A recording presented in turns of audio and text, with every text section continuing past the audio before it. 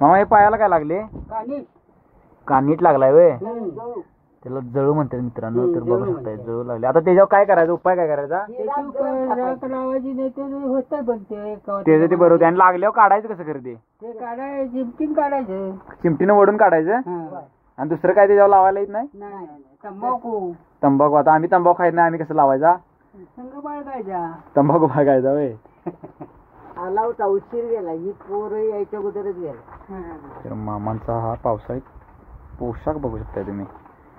हे आपण आता किती महागडी जॅकेट बिकेट घालते, तर काय ह्याची उब त्याला येईल काय? कसं आहे?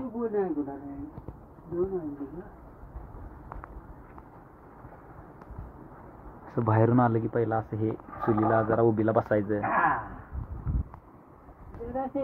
गावली नाही गावली तरी काय, पाऊस थोडा वारं बेपा वारले. मामा ढोरं घेऊन आलाय तुम्ही इकडे? मग एवढ्या लांब पर्यंत आतमध्ये येत आहे? रोज इकडेच उन्हाळा पावसाळा इकडे तुम्ही? मग सकाळी आता परत म्हणजे सकाळी कितीला आलाय तुम्ही आता? 7ला बाहेर पडलोय. आणि संध्याकाळी परत कितीला? 7लाच परत. आणि दूध वगैरे काय काढत नाहीत? दूध सकाळी एक टाइमच काढताय? एक टाइम. बाकी दिवसभर मग रानातच असं? कोण कोण काढणार आहे ते नेते आहेत 4 वाजता. हा, ते आम्ही ना. तुम्ही दूध काढत नाही? दूध काढतो आम्ही, ढोरे नीट नाही हो. एक टाइम एक टाइम एक द्यायचं दूध लिटर भर आणि 4 ढोरांची दूध खायची पोटाची. ते मग तेवढे 50 रुपयाची अपेक्षा करायची नाही. म्हणजे एक टाइमच दूध काढायचं? एक टाइम. किती जनावर आहेत? माझ्या आईचे 2 म्हशी. 2 म्हशी? एक वाघान खाली नाही, एक गाव होती 9 महिन्याची, खाली वाघ. वाघ पण आहे जंगलात? वाघ म्हणजे काय बडा वाघ आहे वाटावरच. तिथं तुम्ही येता ते वापळ असं पाणी येत नाही यायचं ते, त्याच्यावरचं मोठं झाड आहे का नाही हुंबराचं, त्या हुंबराखाली झाडं दिसली नाही तुम्हाला? हा, बघितली की बघितली येताना. तिथं वाटावर. ते कधी झालं ते? झालं की म्हणजे आता अलीकडेच 15 दिवसापूर्वी?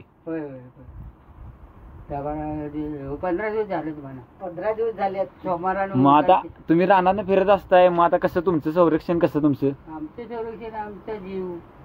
आता त्याला संरक्षणला काय फिरायला थोडे तरी चरावी. देवावर विश्वास ठेवूनच चालायचं सगळं. 6ला पिकला असेल ते 8 वाजेच्यावर व्हावं ते. म्हणजे कानीट आहे की नाही ते दूषित रक्त काढताय असं म्हणतात. ते रगात म्हणजे हे आमच्या रगात आता 4 महिने जवळजवळ खात्यात ही कांट. 4 महिने रक्त खात कांट 4 महिने रक्त खात्यात जंगलात आले. आणि ते कवा हे दिपावळीकडे कवा बंद होईल तेव्हा, दिपावळीच्या बाहेर. नाहीतर पावसाळ्यावर सगळं ते त्यातच दिपावळीला वाटा वाळल्या तर कमी. तर मित्रांनो, आपण आता ह्या आजोबांच्या सोबत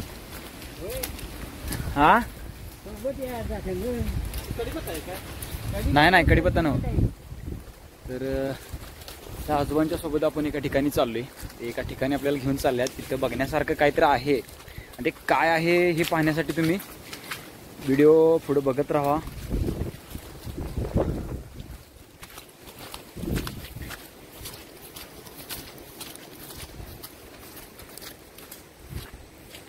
जवळपास आपण त्या लोकेशनच्या पोचलेलो आहे. बघूया इथं काय आहे बघण्यासारखं, पावसाळ्यात काय असणार आहे.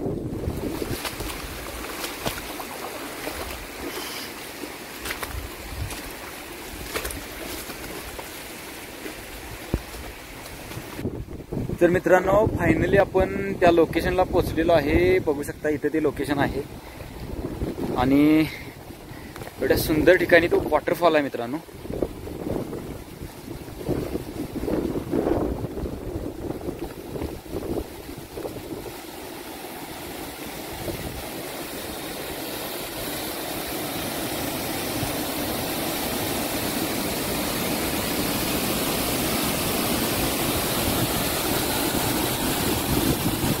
तर इथे हा एक छोटासा वॉटरफॉल आहे. त्याचबरोबर अगदी इकडच्या बाजूला हा एक छोटासा वॉटरफॉल आहे. आणि इथला जर निसर्ग तुम्ही बघितला, तर वातावरण बघितलं तर खरोखर जबरदस्त वातावरण आहे मित्रांनो. एवढं सुंदर लोकेशन आपल्या गगनबावड्यामध्ये आहे मित्रांनो. आणि हे बघितलं नाही तर तुम्ही काय बघितलं.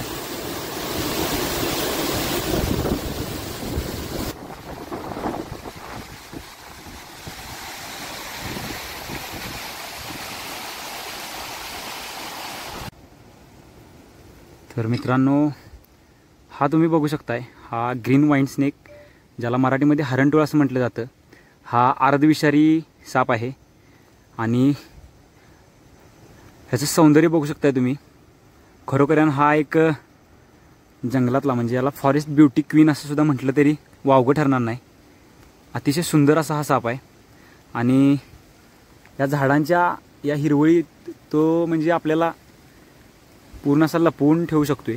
आता आपल्या दृष्टिक्षेपास यामुळे पडला कारण तो थोडासा या कारवीच्या या वाळलेल्या झाडांवरती आल्यामुळं. नाहीतर हा बघू शकता किती सडपातळ शरीर आहे त्याचं. आणि हा वेलीसारखा दिसणारा साप आहे, म्हणून कदाचित त्याला ग्रीन वाईन स्नेक असं नाव दिलं असेल.